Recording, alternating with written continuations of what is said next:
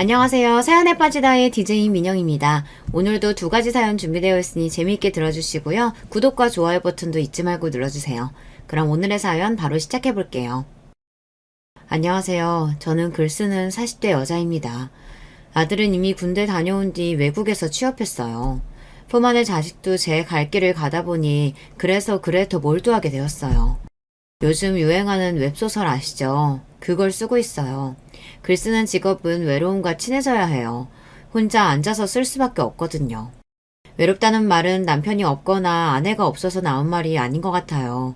옆에 누군가 있어도 외로울 때가 있잖아요. 이런 감정들이 나쁜 것만은 아니었어요. 저를 성숙하게 만드는 원동력이 될 수도 있더라고요. 이런 걸 어떻게 알았냐고요? 저에게 희노애락을 준 남편 때문이죠.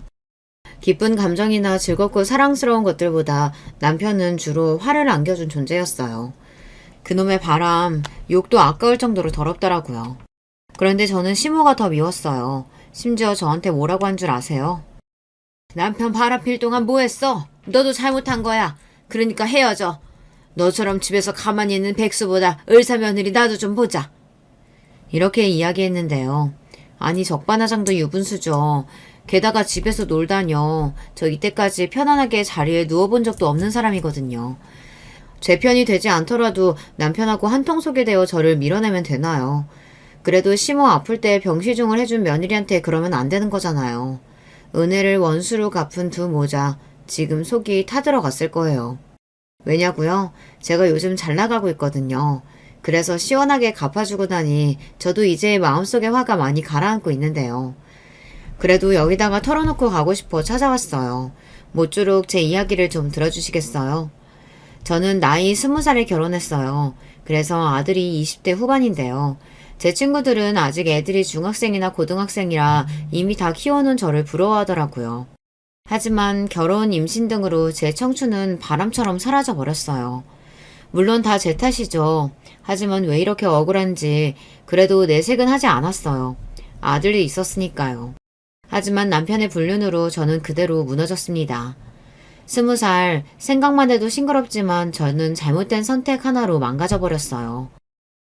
나 어떻게 임신했어. 산부인과 가보니까 임신 18주래. 너무 무서워. 어떡해. 나 제대하려면 2달이나 남았는데 미치겠다 진짜. 군대라서 나가지도 못하고. 저는 수화기를 붙잡고 울고 남편은 군대 공중전화에서 서로 울부짖었어요. 하룻밤 실수했는데 말이에요. 대학교 1학년 새내기 시절 전 꿈이 많았습니다. 소설가도 되고 싶었고 광고 문구 작성하는 카피라이터도 되고 싶었고요. 정말 하고 싶은 것이 많았어요. 뱃속에 든 새 생명 덕에 모든 것이 사라졌죠. 애아빠가 바로 남편이었는데요. 남편은 오빠 친구로 군대 휴가 나와서 저를 만났어요. 제대를 불과 몇 달 남기고 제가 임신했다는 소식을 알았죠. 제 오빠는 군대로 쳐들어가 남편을 죽이겠다고 할 정도였어요. 20살 여동생 신세를 망쳤다고 말이에요. 뭐? 나연아, 애아빠가 진짜 동원이가 맞아? 윤동원 그 새끼가 맞냐고! 가만히 안 둔다고 해? 진짜 내가 못 살겠다. 못 살겠어. 그래도 아기 생겼다니까 기분은 좋아. 오빠 너무 소리 지르지 마. 애기 놀래. 하지만 박수도 손발이 맞아야 칠 수 있듯이 저도 너무 겁이 없었어요. 부모님이 일찍 돌아가셔서 오빠랑 할머니랑 함께 살았는데요. 아마 정이 그리웠는지 아기 생겼다니 기분이 좋아졌어요. 철이 없어도 진짜 없는 거였죠. 할머니는 무조건 울기만 하셨어요. 본인이 잘못 키워서 그런 거라면서요. 그제야 저는 제가 저지른 일이 뭔지 알게 되었어요. 할머니 잘못했어. 그렇게 며칠 동안 울면 몸 상해요.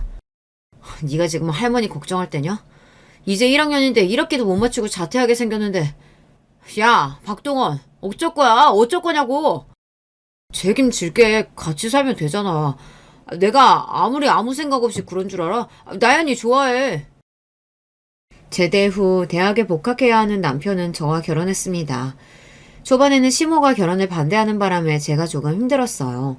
배는 불러오는데 결혼이 안 된다고 난리를 치니 오빠랑 할머니가 찾아가기도 했어요. 안 돼! 부모도 없는데 덜컥 임신했다고 우리 아들 씨를 어떻게 증명할 거야?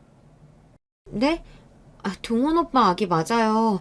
그때 술 먹고 모텔로 데려갔다니까요. 저 다른 남자 없어요. 내가 널 어떻게 믿어? 우리 아들이 얼마나 착한데 혼자 임신이라니. 제가 나와서 보여드릴게요. 오빠 아인지 아닌지. 그 대신 결혼 안 해요. 뭐? 결혼을 안 해? 얘가 왜 이래? 이랬다가 저랬다가? 우리 아들 애가 아닌 거지? 저 아줌마 싫어서 결혼 못하겠고 아이는 낳을 거라니까요? 아니, 애비 없는 아기 낳아서 어쩔 건데? 그게 내 새끼면 어쩌라고? 그러니까 오빠 아이라니까요. 왜 아니래요? 하도 열받아서 시모한테 제가 아이 낳아 보여주겠다고 했어요. 그리고 결혼 안 하고 애는 낳아 키운다고 했어요. 임신한 것이 자랑은 아니지만 제가 행실이 좋지 않아 그랬다고 몰아붙이는 건 아니잖아요. 그래서 결혼은 안 한다고 했지만 서러움이 복받쳐 올라오더라고요. 동원이 어머니 진짜 이럴 거예요? 한 동네 살면서 이게 무슨 짓이에요? 책임을 진다 했는데 왜 결혼을 막아요 막길? 애가 생기면 결혼해야지. 동원이가 자기 애라는데 왜 아니래요? 진짜 저 죽는 걸 보고 싶어요? 결국 동네가 발칵 뒤집혔어요. 오빠는 제대한 남편을 찾아가 주먹을 휘둘렀고요. 할머니는 시무의 마트에 찾아가 난리를 쳤어요. 제 인생을 망쳐놓고 책임도 안 진다고 말이에요. 누가 결혼 안 시킨대요? 나도 어이가 없으니까 그렇지. 이렇게 몰려오면 다 되는 거야? 나 남편 없다고 지금 무시해? 주변 사람들이 눈치 때문인지 결국 시모는 결혼식을 해줬어요. 남편에게 기대가 컸기에 며느리에 대한 욕심도 많았던 시모는 제가 성에 차지 않는 겁니다. 게다가 청산 과부로 살던 시모라서 아들에 대한 집착이 있었죠. 그렇다고 어린 며느리를 구박할 필요가 있었을까요? 물론 제 성격이 구박을 그대로 받아내지는 않았지만요. 그래도 아들이 태어났다고 시모가 좋아했는데요. 저는 성별이 뭐가 중요하냐며 목리를 부렸어요. 아이는 뱃속에 있을 때가 편하더라고요. 낳고 보니 낮과 밤이 바뀌어서 얼마나 힘들었는지 몰라요. 남편은 공부한답시고 늦게 들어오고 시모와 함께 사니 뭐라고 잔소리하기도 어려웠어요. 시모도 마트를 운영하기에 아이를 키우는 것은 오로지 제 몫이었는데요. 이럴 때는 친정 오빠보다는 할머니의 도움이 그리웠지만 제 뜻대로 되지 않았어요. 아들 돌잔치를 할 무렵에 할머니가 몸이 안 좋아져서 결국 요양원에 가셨거든요. 얼마나 슬프던지요. 아빠, 엄마가 사고로 돌아가시고 할머니가 저를 키웠거든요. 제가 임신이나 결혼을 하지 않았더라면 할머니를 모실 수 있었을 텐데요. 그 무렵 남편이 졸업하게 되었지만 취업이 쉽지 않았어요. 공무원 시험을 보겠다고 준비하기에 저는 결국 시모의 마트에서 일하게 되었습니다. 그러니 할머니를 만나러 요양원에 가는 일도 힘들었죠. 어머니, 할머니 뵙고 와도 돼요? 저번에 마트 세일이라 못 갔었잖아요. 요양사가 잘 모실 텐데 뭐가 그렇게 걱정되니? 네가 가면 나아지냐? 말씀을 그렇게 하세요. 저 갈 거니까 그렇게 아세요. 요양원에 가려고 해도 시모가 이렇게 눈치를 주니 어이가 없었어요. 애를 얻고 요양원에 가니 할머니가 자꾸 우셨어요. 그리고 몇 달 뒤에 돌아가셨는데요. 할머니 정말 죄송해요. 제가 자주 가보지도 못하고 이렇게 허망하게 가시다니. 저 진짜 잘 살게요. 할머니도 하늘에서 봐주세요. 진짜 잘 살 테니까. 저는 이를 악물었어요. 진짜 고아가 된 기분이었거든요. 할머니는 언제든지 지우 잘 키우라고 하셨거든요. 그래서 시모나 남편이 무심해도 참고 이겨내라고요. 저는 그 약속을 지키기 위해 열심히 살게 되었어요. 하지만 늘 외로웠어요. 유일한 혈육인 친정오빠는 지방으로 일을 다니기 시작해 제 주변에는 아무도 없었어요. 남편은 늘 공부한다, 아니면 친구를 만나야 한다, 취업 준비를 해야 한다, 이런 식으로 집에 잘 있질 않았죠. 게다가 마트 일은 쉽지 않았어요. 오전 9시부터 오후 9시까지 쉬지 않고 일했어요. 중간에 쉬는 시간은 있었지만 시모가 외출하는 날이면 제가 가게를 다 봐야 하거든요. 구멍가게는 아니었지만 직원은 저 혼자뿐이라 일을 다 해야 했거든요. 시모는 늘 저보고 투정을 부렸어요. 네가 우리 아들 인생 말아먹었잖아. 그러니 일하는 건 당연한 거지. 고마운 줄 알아. 집 주지, 생활비 주지. 그런 시모가 어딨니?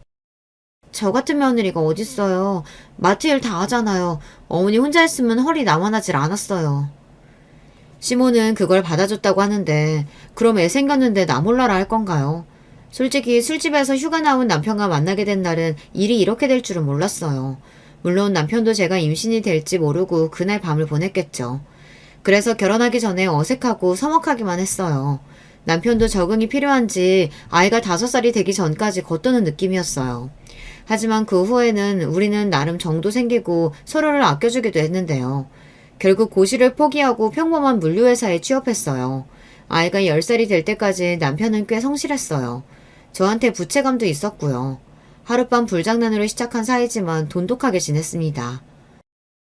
어머니, 그동안 10년 저축하면서 돈 모았어요. 이제 집 나가고 싶어요.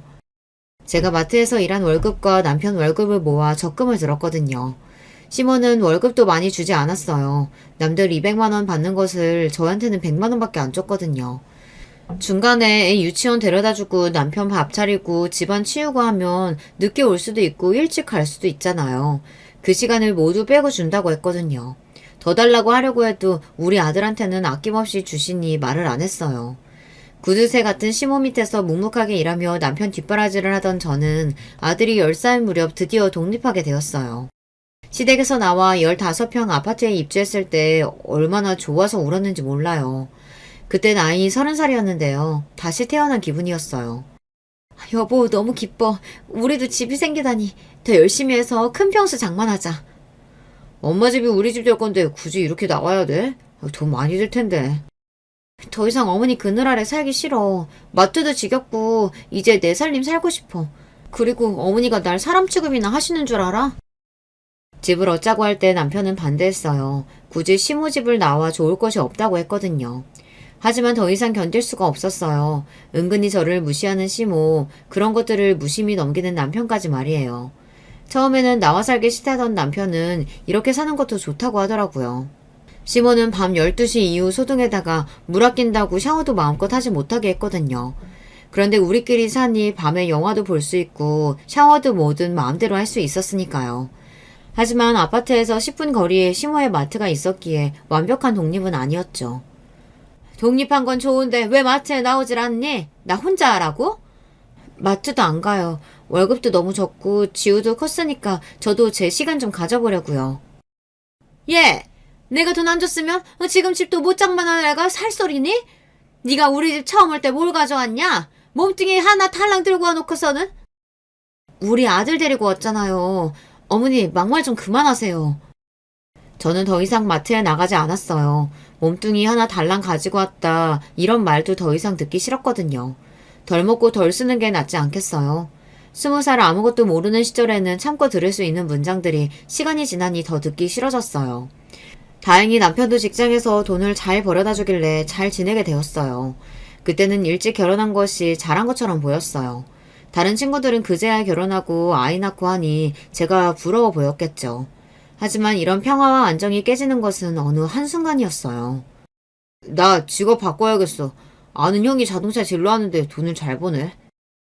남편이 자동차 딜러로 이직한다고 하니 저로서 뭐라고 할 말이 없더라고요. 지우와 저를 위해 돈을 지금보다 더 많이 벌어올 수 있다고 자신했어요.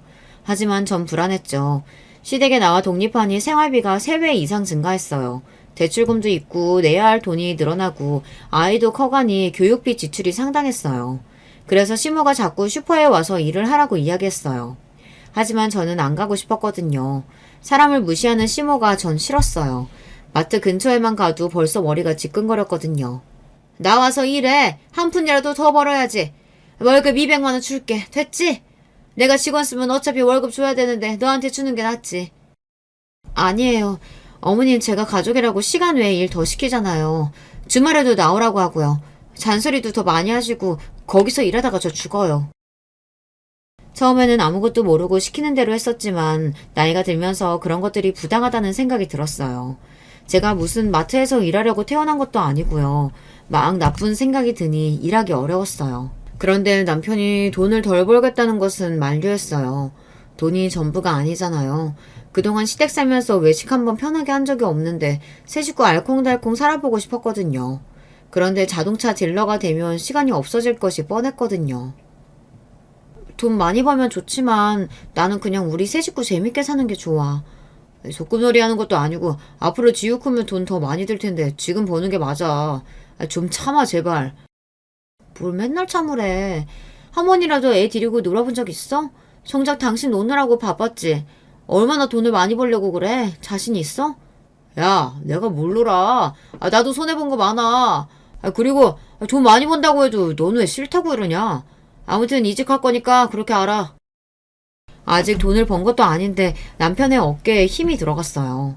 그런데 이상하게 겉모습이 서서히 달라지는 것이 아니겠어요. 예전에는 자동차 부품을 납품하는 공장에 다녔기 때문에 늘 작업복 차림이었지만 이제는 양복도 입고 겉으로 드러난 모습을 중요하게 여기더라고요. 솔직히 30 중반이 된 남편은 허우대가 멀쩡했어요. 키도 크고 훤칠한 인상이라 사람들의 이목을 끌 수 있었거든요. 결혼하고 나서도 오빠가 그 부분을 걱정했어요.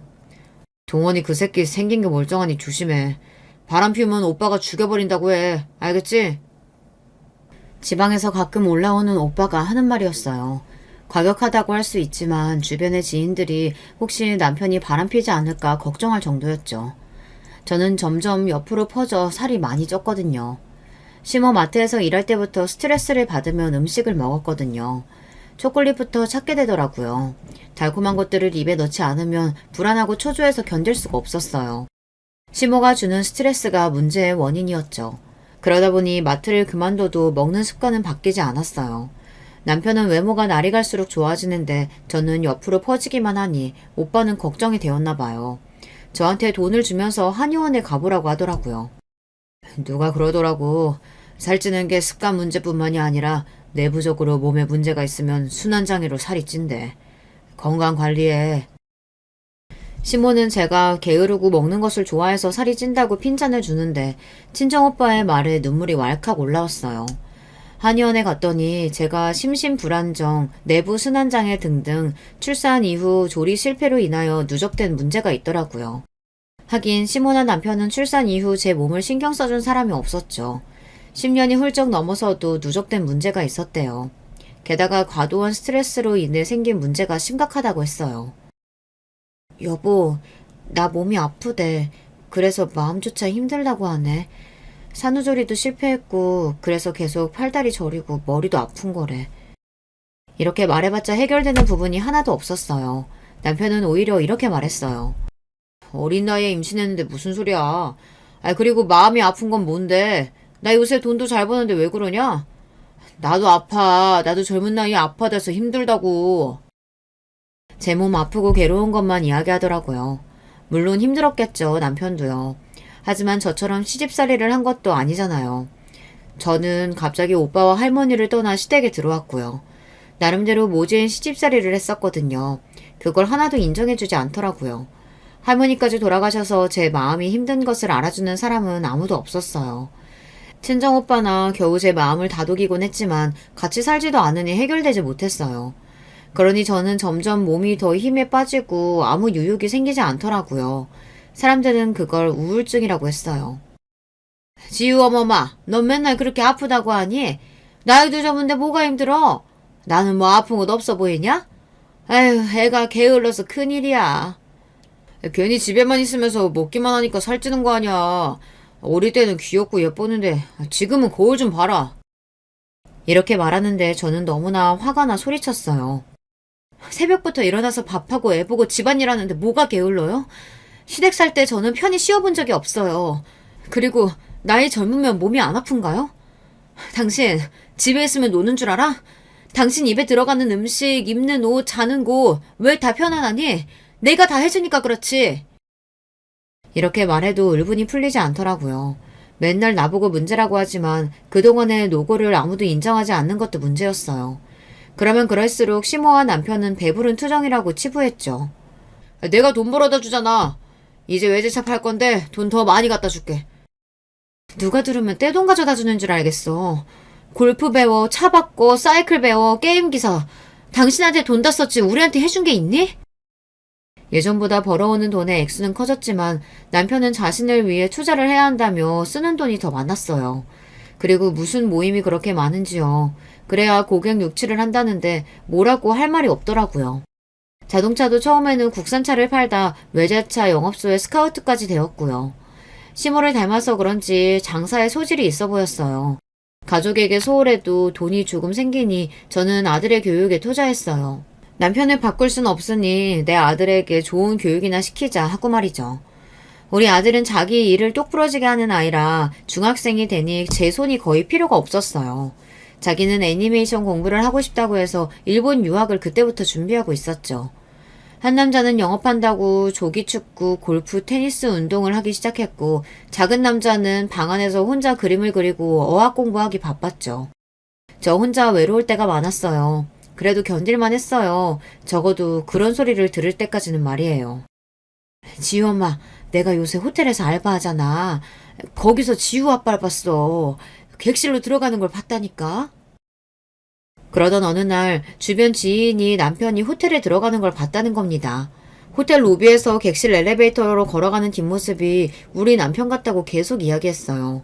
그 지인은 호텔 하우스키퍼로 아르바이트를 하고 있었거든요. 하지만 뒷모습이라고 하니 정확한 것도 아니잖아요. 그때는 제가 지금의 몸무게에서 2배가 넘을 정도로 체중이 불어났는데요. 그렇게 몸이 변하니 제 마음도 약해져 있는데 이런 소리를 들으니까 화가 너무 나더라고요. 당신 호텔에서 봤대. 거기 왜 갔어? 뭐? 호텔? 이 여자가 뭐라고 하는 거야?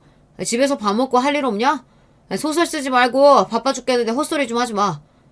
백오동 아줌마가 봤대. 당신 뒷모습. 그러니까 솔직히 말해. 거기 왜 갔냐고. 너 이러면 이거 병이야. 그만 좀 해. 지겨우니까. 남편이 아니라고 펄쩍펄쩍 뛰길래 내심 좋아했어요. 그 아줌마 말 이후 온갖 상상만 하다 남편에게 겨우 물어봤는데 아니라고 난리를 치니 안심이 되더라고요. 그래 맞다. 여자 있으면 어쩔래. 이렇게 말하면 제가 어떤 행동을 취해야 할지 무섭게 느껴졌어요. 제발 그 백오동 아줌마가 잘못 봤길 바랬거든요. 지금 생각하면 그렇게 물어보면 다들 펄쩍 뛰는 게 일반적인 상식이었어요. 바람은 완벽한 증거를 들이밀어도 잡아떼고 시작한다는 것을 그때는 몰랐거든요. 하지만 짙은 향수 냄새부터 거울 앞에 오래 서 있고 혼자 핸드폰을 보며 희죽거리는 게 저의 레이더에 자꾸만 걸렸어요. 그렇다고 남편 뒤를 미행할 수도 없었어요. 제가 덩치가 커서 쫓아다니면 금방 눈에 띄기 때문이에요. 집에만 있으니 정말 상상의 나래가 한도 끝도 없었어요. 꿈을 꿔도 남편이 바람난 꿈이었죠. 그러다 남편을 봤다는 그 호텔 밖을 서성였어요. 남편이 그 호텔에서 다시 나타날 일도 없는데 말이에요.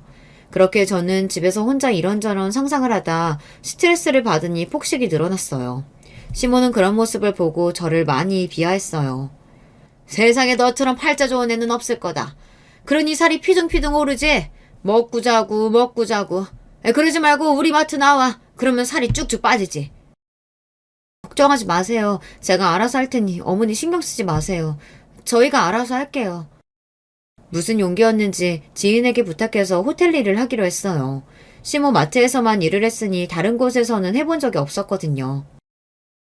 저기 지민 엄마, 나도 그 호텔에서 일할 수 있을까? 청소라면 자신 있어요. 청소일이긴 한데 침대 정리부터 요령이 있어. 한번 거기다가 물어볼게. 호텔 일은 정말 힘들었어요. 침대를 정리하는 것이 정말 팔이 아팠어요. 계속 허리를 숙이는 일이 많다 보니 무리가 오더라고요. 하지만 내가 스스로 돈을 번다는 즐거움에 아픈 줄도 모르고 열심히 일했죠. 남편도 제가 호텔에서 일하고 있다는 것을 알지 못했어요. 그래서 그런가요? 몇 달이 지나 다시 그 호텔에 나타났어요. 어떤 여자랑 함께요. 저는 그때 다리가 후들후들 떨렸는데요. 백오동 아줌마는 증거를 잡아야 한다며 핸드폰으로 찍으라고 했는데요. 도무지 용기가 나질 않았어요. 그대로 뒤로 따라가는데 남편이 돌아보며 외치는 겁니다. 지우 엄마? 여기서 뭐해? 나 따라온 거야? 와, 이제 하나하나 이런 짓까지 하냐? 옆에 여자 누구야? 너야말로 뭐 하는 건데? 이제 하나하나 바람 피워?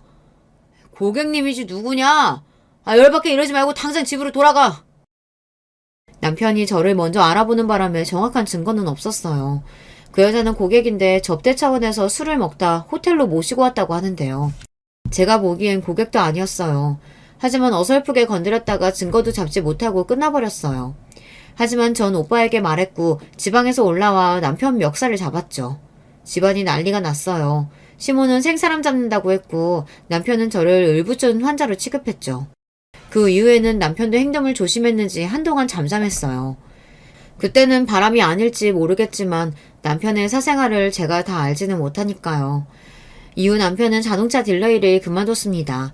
저는 고객들 만나지 않으니 다행이라고 생각이 들었어요. 하지만 남편의 뜻은 다른 데 있었어요. 엄마한테 돈 달라고 해서 우리 골프 연습장 차리자. 좋은 매물 나왔다니까? 어머니가 참도 돈 주시겠다. 제주 있으면 달라고 하던지. 네가 잘해야지. 비위도 맞추고 마트도 나가서 어떻게 좀 해봐. 아니면 영업소 갈까? 너 싫어하잖아, 거기. 남편은 저를 위해 영업소를 그만둔 것처럼 행동했지만 알고 보니 영업 실적이 점점 나빠져서 그랬다고 해요.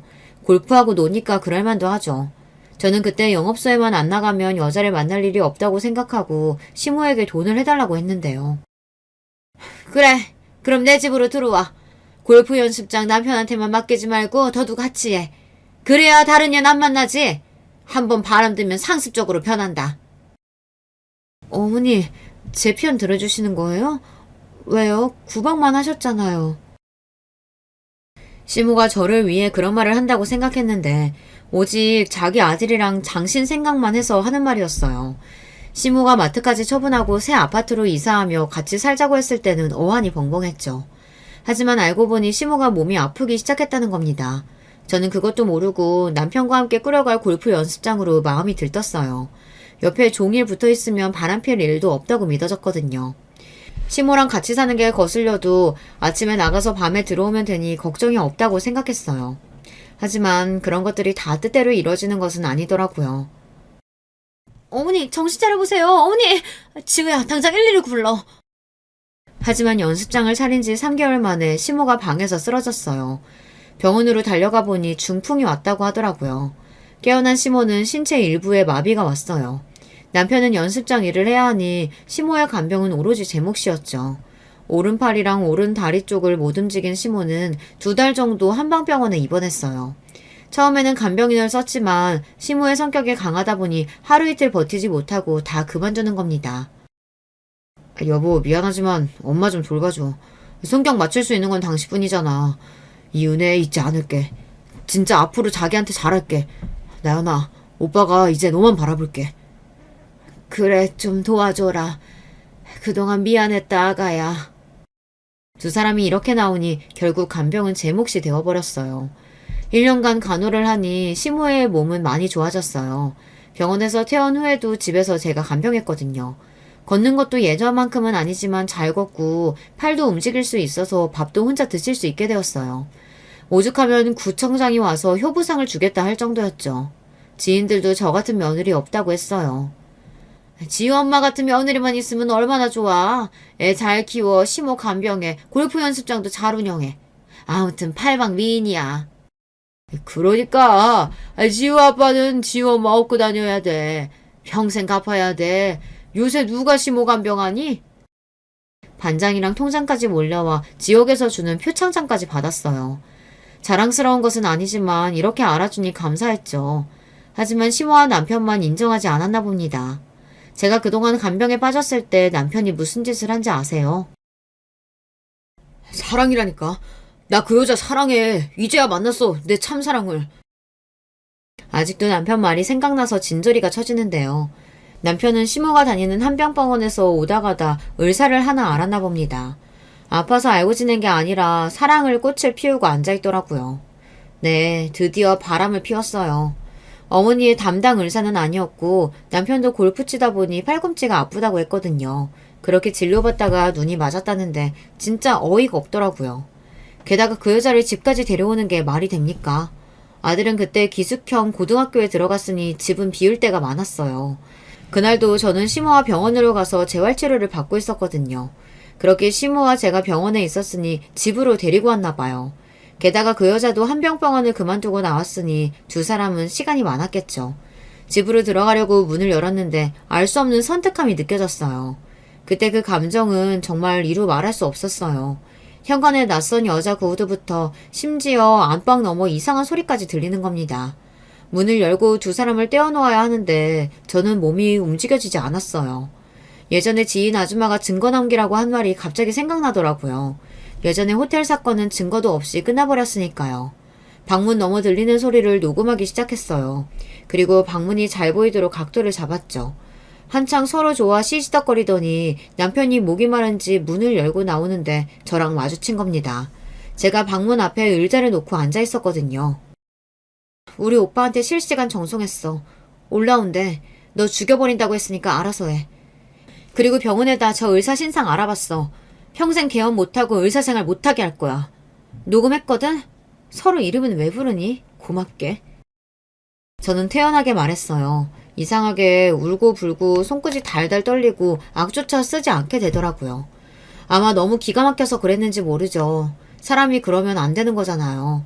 제가 시모를 모시고 간병했는데 그때 다른 여자랑 바람을 피우다뇨. 야, 그렇다고 녹음을 하냐? 이상한 여자야 진짜. 당장 안 줘? 여기 내 집이야. 공공장소도 아니라고. 잘못했다고 싹싹 빌어도 제가 용서할까 말까였어요. 같이 살 마음도 일어나치도 없었는데요. 이 남자 입에서 뭐라고 하는 줄 아세요? 우리 사랑하는 사이야. 결혼할 거야. 너한테는 미안하게 됐다. 놀고 있네. 미안? 미안이라고 했니? 미안하면 이러면 안 되지. 바람도 정도가 있고 상도가 있는 거야. 안방에서 이러는 게 말이 돼? 나 너희 엄마 간병하고 왔어. 남편의 말에 제가 충격을 받긴 했는데요. 문제는 그게 아니에요. 그날따라 서울에 있던 오빠가 달려왔고 남편과 몸싸움을 벌이고 서로 코피가 나게 둘두겨 패고 여자는 어느새 준행랑을 치고 말았는데요. 이상하게 저는 남편이 그 여자를 사랑한다는 말에도 가슴이 미어지지 않았어요. 1년 동안 저한테 의지했던 시모의 태도와 말이 더 충격을 받았거든요. 너 나가야겠다. 나도 괜찮은 며느리 좀 보자. 의사 며느리라니 이제야 구색이 많네. 돈도 못 벌고 먹기만 하고 살만 찐 너보다 낫지. 어머니, 그걸 말이라고 하세요? 제가 어머니 간병했어요. 저밖에 없으시다면서요. 그런데 아들이 다른 여자가 좋다잖냐. 너도 자식 키워서 알지? 너라면 지우가 다른 여자가 좋다고 하면 어쩔 거야? 네, 그걸 제가 막을 순 없겠죠. 하지만 당신처럼 이렇게 말은 안 하지. 혼내고 야단쳐야지. 설사 이혼은 한다고 해도 어떤 아들 새끼가 제 엄마가 아파서 며느리랑 병원 간 사이에 안방에서 그 짓을 해? 그건 혼을 내야지. 어디서 의사며느리를 보겠대? 어린 게 내 아들 꼬셔서 결혼했으면 양심이란 게 있어봐라. 우리 아들 서울에서 4년제 대학 멀쩡하게 다녔어. 너같이 대학도 못 나오고 부모도 없는 애 만날 레벨이 아니라고. 대학이야 아기 생겨서 못 간 거고 부모 없는 게 내 탓은 아니잖아. 당신 아들은 부모가 있어서 이런 더러운 짓을 하는 거니? 이제 반말하는 거야? 어디서 시모 앞에서 말을 놔? 돌았어? 좀 놓으면 안 돼? 어른이 어른다워야 어른 대접을 받지. 당신 행동은 그냥 쓰레기야. 나 이혼하려고 했어. 당신 아들하고 안 살아. 짐승 같아서. 근데 뭐? 의사 며느리 볼 거니까 나보고 가라고? 얼마나 잘 살지 지켜볼게. 그래. 나같이 돈 없는 것보다야 의사가 좋지. 우리 아주 잘 살 거다. 저는 그 집을 나왔습니다. 그날따라 바깥 공기가 참 좋았어요. 제가 미쳤다고 20년간을 그놈의 집구석에서 살았나 싶었어요. 그런데 그 다음날 경악할 만한 일이 터졌어요. 우습게도 상간녀가 저와 시모를 만나자고 했어요. 저는 다짜고짜 상간녀한테도 잘 먹고 잘 살라, 아니 고맙다 했어요. 인간 말종 데려갔으니까요. 미안하지만 나 결혼한 맘 없어요. 그냥 불장난이에요. 그리고 홀시모 병시종들 며느리 되고픈 마음 없어요. 지우 엄마 미안해요. 그 말에 시모가 경악하는 표정을 보니 웃음밖에 안 났어요. 아니 그 여자가 모셔준다고 할 줄 알았나 봐요. 결혼하든 말든 알아서 하시고요. 저는 안 살아요. 이미 이혼 소장 준비 중이에요. 하고 나와버렸어요. 그 다음에는 어떻게 꼬셨는지는 모르겠지만 처음에는 상간녀가 죽어도 결혼 안 한다고 하더라고요. 저는 솔직히 아들이 걱정이었어요. 아들이 곧 성인이 되니 이해해줄지 모른다는 기대를 했어요. 그동안 모든 일을 사실대로 다 말했죠. 그랬더니 아들이 제 손을 잡고 말했어요. 엄마, 잘했어. 엄마가 안 했으면 내가 엎으려고 했어. 나 이제 군대 갈 거니까 엄마 하고픈 대로 하고 살아. 난 엄마 편이야. 제 청춘을 갈아 만든 아이라서 그런가요. 고맙게도 제 편을 들어줬어요. 눈물이 앞을 가렸습니다. 오빠도 당장 이혼하라며 오피스텔을 하나 얻어줬습니다. 그리고 변호사도 소개해 주었어요. 명백한 남편의 이혼 사유, 위자료와 골프 연습장 지분까지 남편 재산의 반을 받을 수 있었어요. 시부의 재산과 우리 집 예금 등을 합쳐서 연습장을 만들었으니까요. 시모는 제가 한 푼도 못 받고 나갈 줄 알았나 봅니다. 위자료 3억에다 아파트까지 받고 이혼했어요. 오빠가 전 재산 털어서 최고의 이혼 변호사를 고용했거든요. 그 새낀 친구도 아니야. 내 동생 건드린 것만 해도 열받는데 바람? 이혼? 개자식. 초등학교, 중학교, 고등학교 동창회 다 못 나오게 할 거야. 동네에서 함께 자라놓고 어떻게 이따위로 굴어? 오빠는 남편을 절대 용서하지 않는다고 했어요. 남편도 남편대로 할 말이 있나 봅니다. 뚫린 입이라고 말이죠. 하룻밤 불장난 책임졌으면 됐지. 왜 나만 갖고 그래? 지유 갖게 된 것도 내가 꼬셨어? 나연이도 할 말 없어. 그리고 돈 다 줬는데 왜? 우리 집 아예 거짓될 판이야. 아주 이혼하고 팔짝 고쳤지. 게다가 자식놈까지 집 나가고 잘한다. 그니까 새끼 하나 데리고 기어 들어와서 아주 상전 노릇이야. 이제 우리도 을사며느리 볼 수 있으니까 다시 시작해라. 동원아, 너 아직 마음밖에 안 됐다. 시모는 재산을 털어서라도 을사며느리를 위해 한의원을 만들어준다고 난리가 났어요. 저랑 이혼하고 그 여자와 결혼이라도 할 모양이었는데요. 다른 동네에 가서 병원을 차렸으면 모를까 수십 년 산 그 동네에다가 한의원을 차렸습니다. 시모 성격에 다른 사람한테 자랑이라도 할 심산이었겠죠. 드디어 을사며느리 봤어. 이 정도는 해야지 우리 등원이가 어떤 아들인데. 어린 게 반란 까져서 오빠 꼬셔놓고 신세 다 망쳤지. 시모는 동네 사람들 앞에서 자랑스럽게 말했는데요. 중요한 것은 그 동네는 저도 있었다는 사실이에요. 오빠가 얻어준 오피스텔도 어릴 때부터 자란 동네였어요. 앞서서 이야기했듯이 이 동네는 저랑 오빠도 나고 자란 곳이에요. 동네 문방구 아줌마부터 약국, 목욕탕, 세탁소 등등 모두 다 저를 알고 있었거든요. 물론 시모도 40년간 그 자리에서 마트를 운영했었고요. 중요한 것은 인심이 시모 편이 아니라는 겁니다. 평소에도 심술궂고 돈 좀 있다고 거들먹거렸어요. 하지만 저는 그렇지 않았거든요. 착한 나연이네 집 하면 동네 사람들이 다 알고 있었거든요. 한의원을 개업했지만 사람들이 한마디씩 했어요. 불륜 한의원이라고요. 또 시모한테도 욕을 했습니다.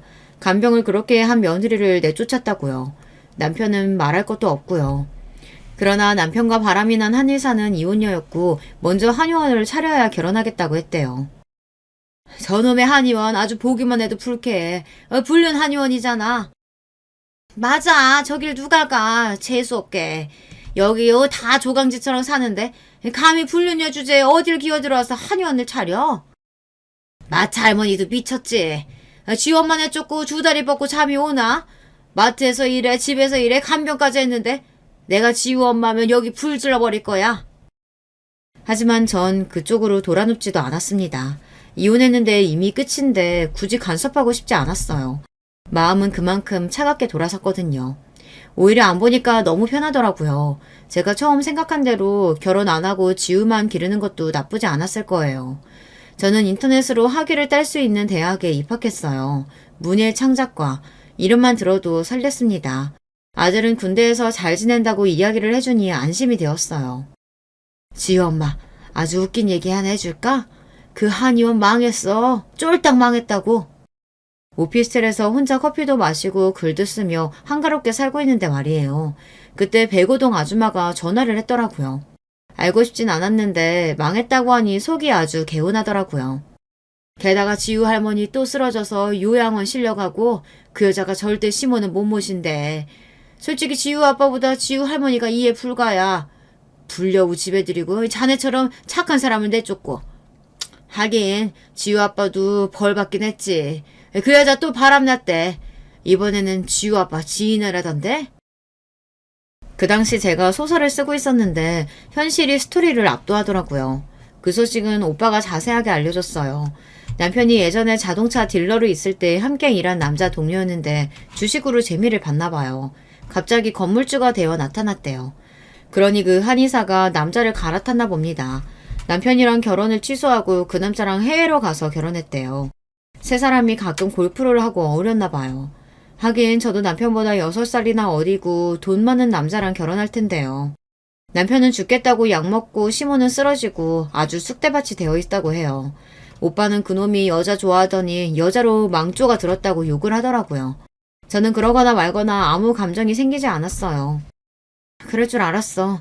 의사 부인 좋다더니 잘 됐네. 그리고 이제 그 집안 이야기 알려주지도 마. 듣기도 싫어. 우리 지우도 관심 없대. 아참, 지우 이제 일본에 가서 공부하기로 했어. 저는 아들에게 위자료 중 절반을 주었어요. 왜냐고요? 못난 부모 밑에서 태어나 별거를 다 봤으니까요. 아들은 눈물 흘리며 공부 많이 해서 돌아온다고 했어요. 저는 그저 네가 하고픈 일 행복하게 하라고 했죠. 저는 소설 중에 웹소설을 좋아했어요. 남편과 결혼 생활 중에도 로맨스 소설을 읽으며 마음의 위로를 받았거든요. 그렇게 읽다 보니 쓰게 되더라고요. 웹소설은 무료 연재하는 곳이 있거든요. 부끄럽지만 써서 올리니 출판사에서 연락이 왔어요. 전자책을 만들어준다는 겁니다. 그렇게 만든 이야기들이 돈을 벌어줬어요. 처음에는 치킨감이나 벌 목적이었는데 이제는 소형차 정도는 살 금액으로 커졌습니다. 몇 년이 더 지나자 히트작이 나왔고요. 물론 이런 과정까지 저는 디스크도 생겨 고생도 했고요. 탈모나 위장장애까지 겪게 되었어요. 그래도 내 돈으로 돈을 버니 정말 기뻤습니다. 글 쓰는 게 앉아서 편해 보여도 정말 힘들어요. 아침에 일어나 저녁잠이 들기까지 글만 써야 하거든요. 그래도 마음이 좋았어요. 제가 살아있는 것처럼 느껴졌고요.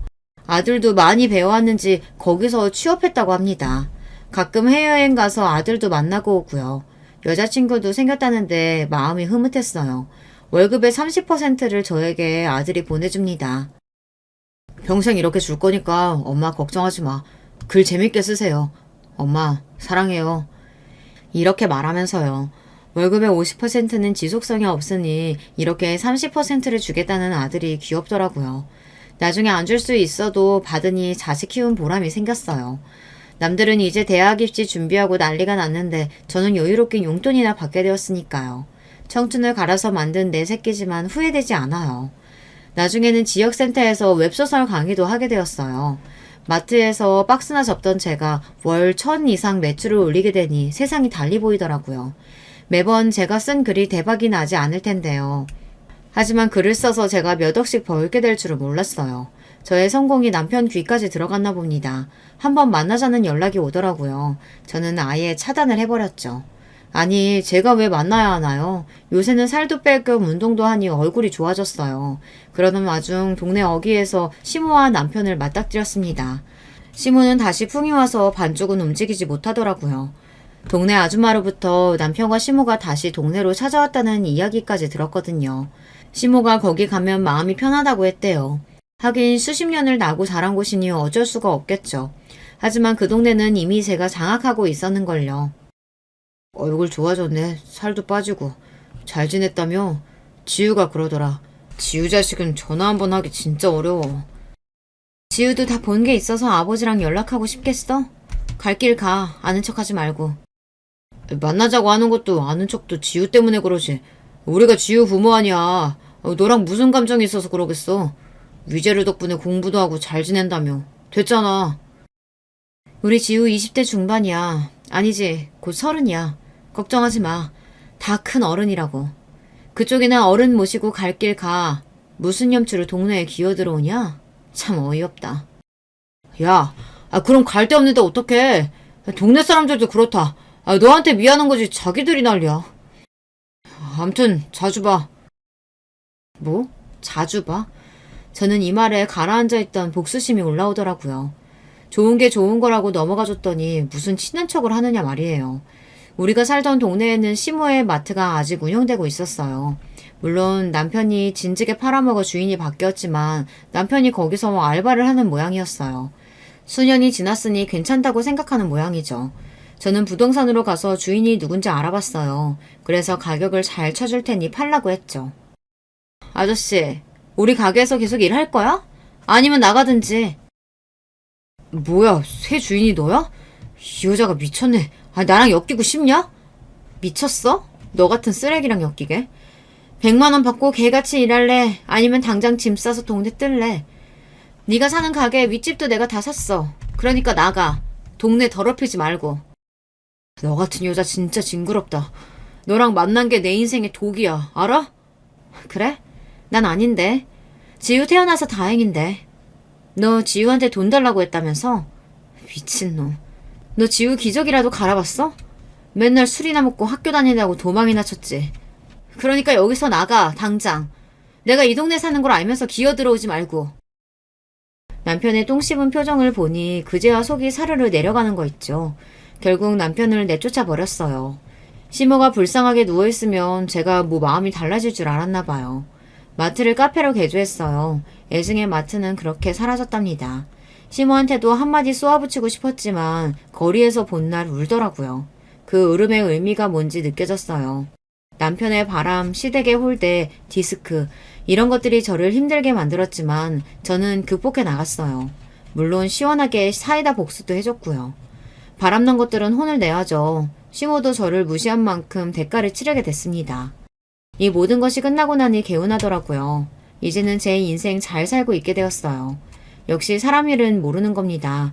20살 저를 불안하게 했던 아기는 잘 자라 어른이 되었고요. 마트에서 고생하던 저는 작가가 되었거든요. 어떤 결과든 알에서 껍데기를 깨고 나와야 하는 것만 같아요. 제가 남편 바람났다고 비관하고 괴로워만 했다면 얻을 수 없는 결과이니까요. 역시 나에게 고통이 되는 것은 진작 버리는 게 좋다는 걸 다시 한번 알게 되었어요. 지금까지 제 이야기 들어주셔서 감사합니다. 안녕하세요. 저는 서울 사는 40대 여자입니다. 얼마 전에 무려 시댁과 친정 사이에 큰일이 생겨서 제보하게 되었습니다. 매번 사연을 재밌게 듣기만 하다가 이렇게 제 사연으로 제보하게 되어 감회가 새로워요. 약간 떨리기도 하지만 용기를 가지고 제보했으니 재밌게 들어주세요. 그럼 바로 시작하겠습니다. 요즘은 남아 선호 사상이 아니고 오히려 딸을 선호한다고 하죠. 그런데 제 나이가 40대이기도 하고 몇십 년 전만 해도 아들을 훨씬 선호하는 경우가 많았습니다. 우리 시어머니만 하더라도 완전히 아들밖에 모르는 분이거든요. 저는 우리 시어머니를 떠오르기만 해도 남편에게 아들이라고 부르는 목소리가 들릴 정도랍니다. 워낙 대한민국에서 유구한 사회 현상이라 이런 분위기 속에서 자란 여자들이 참 많을 거예요. 하지만 정말 다행히도 우리 친정은 남아선호 사상의 분위기가 전혀 아니었습니다. 왜냐하면 저는 부모님이 이미 오빠들을 2명이나 낳고 난 뒤에 나온 막내딸이었거든요. 우리 예쁜 딸 생일 축하해. 엄마한테 태어나줘서 고마워. 엄마가 너를 가지려고 얼마나 노력했는지 알아? 건강하기만 하면 바랄 게 전혀 없었는데 엄마를 따라 음악까지 전공하고 기특해. 엄마는 너 없으면 죽은 목숨이야. 우리 딸 너무 사랑해. 특히 우리 엄마는 같은 성별인 저를 아주 예뻐하세요. 자랄 때도 그랬지만 지금도 엄마가 가장 좋아하는 자식은 바로 저랍니다. 이것은 가족 모두가 아는 사실이에요. 게다가 우리 엄마는 음악을 전공했는데 제가 엄마를 따라 음악 전공이라 더 저를 아끼시는 편이랍니다. 이게 오늘 사연의 핵심이니까 꼭 기억해 주세요. 아무튼 엄마를 포함한 나머지 가족들, 아빠와 오빠들도 저를 아주 금지옥엽, 애지중지 키우셨어요. 오빠들하고 나이 차이가 꽤 나는 편이라 자라면서 다른 남매들처럼 싸우거나 한 적도 없습니다. 그저 예쁨만 받고 자랐어요.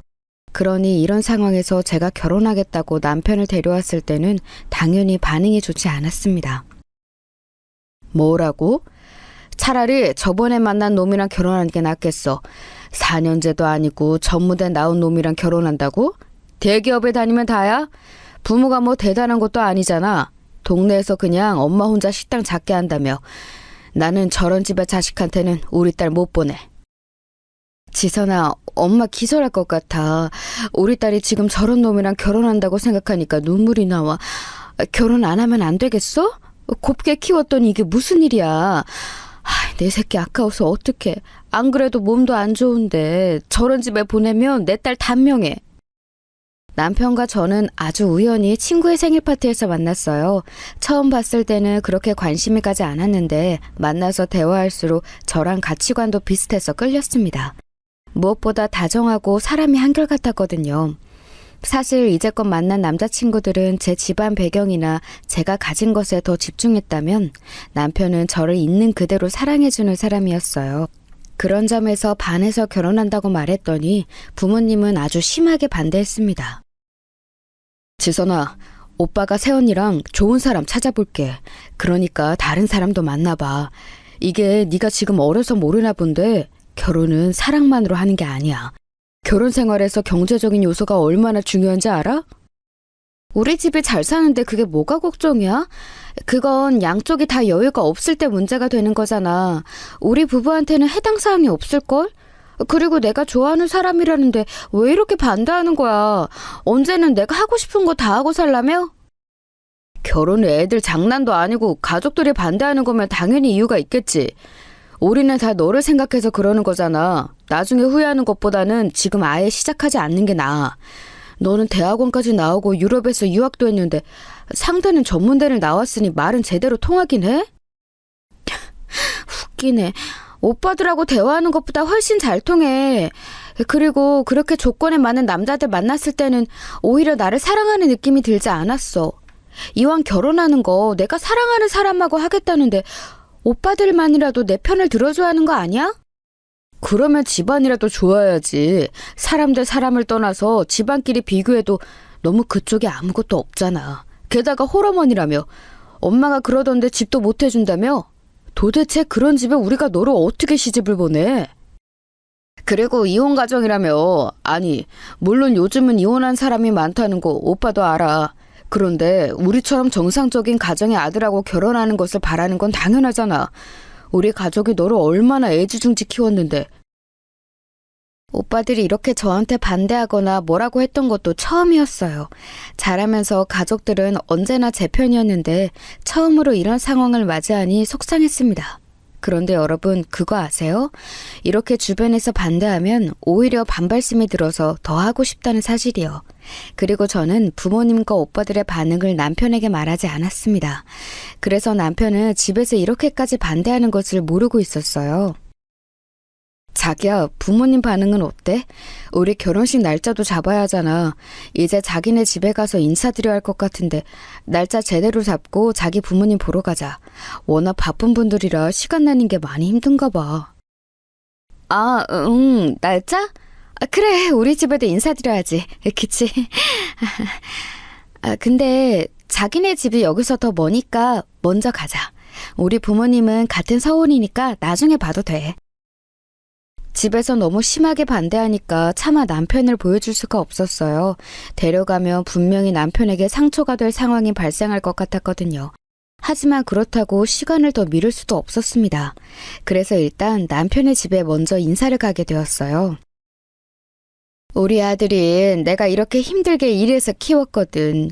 집안 사정이 좋지 않으니까 혼자 남들은 다 받는 과외도 안 받고 학원도 안 다녔어. 그래서 어쩔 수 없이 전문대를 갔는데 얘가 고등학생 때 얼마나 공부를 잘했는지 몰라. 어렸을 때는 우리 아들 보고 학교 선생님들이 영재라고 했다니까. 그래요? 저도 수영 씨가 똑똑해서 말이 잘 통하니까 좋아요. 어머님 혼자 키우시느라 고생 진짜 많으셨어요. 이런 힘든 상황에서 수영 씨가 크게 엇나가지 않은 것을 보면 어머님이 진짜 잘 키우셨다고 생각해요. 우리 아들이 말이야. 어려서부터 사고도 잘 안 쳤어. 조용하고 말도 얼마나 잘 들었는지 몰라. 학교에 상담 가도 애가 여자애들처럼 조용하다고 칭찬이 얼마나 많았는데? 내가 혼자 식당 하는 거 아니까 학교 끝나고 와서 나 도와서 일했어. 그래서 우리 아들을 사익감으로 탐냈던 사람이 한둘이 아니야. 시어머니는 서울과 이 2시간 정도 떨어진 지방에서 작게 식당을 운영하고 있었어요. 인사를 하러 처음 뵈러 갔는데 아들에 대한 사랑이 아주 큰 분이셨습니다. 가서 남편이 어렸을 때부터 얼마나 대단했는지 시어머니에게 3시간이 넘게 자랑을 들었어요. 내가 남편하고 이혼하고 의지할 곳이 우리 아들밖에 없었어. 힘들 때마다 아들이 얼마나 나에게 큰 힘이 되어주었는지 몰라. 이런 아들이 결혼해서 내 곁을 떠난다고 생각하면 사실 너무 슬퍼.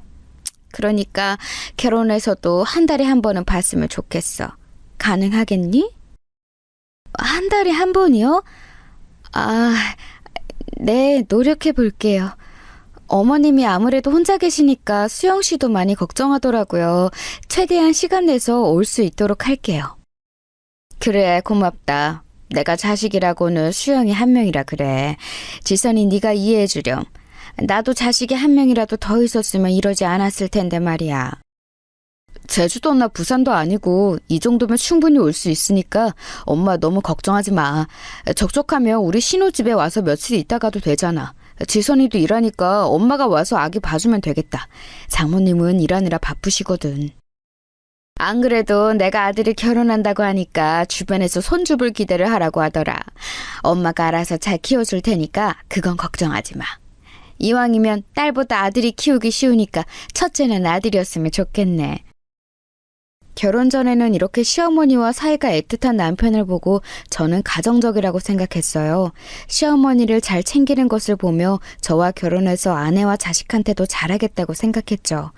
가정적인 사람을 남편으로 두고 싶었던 마음은 누구나 가지고 있는 거잖아요.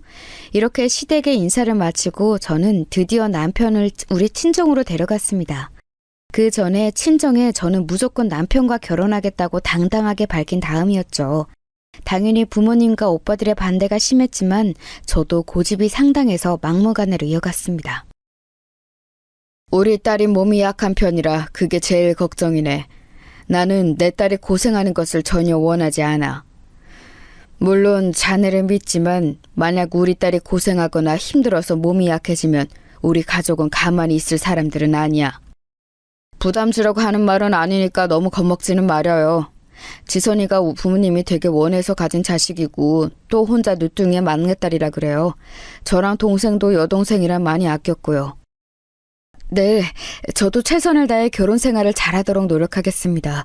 부족하지만 예쁘게 봐주세요. 지선 씨에게 제가 많이 부족하다는 것은 저도 알고 있습니다. 아빠와 오빠들은 대놓고 남편에게 잘하라고 했습니다. 다행히 남편이 거기서 기분 나빠하지 않고 잘 대처했어요. 그런 태도 덕분에 가족들의 반대가 조금 누그러졌습니다.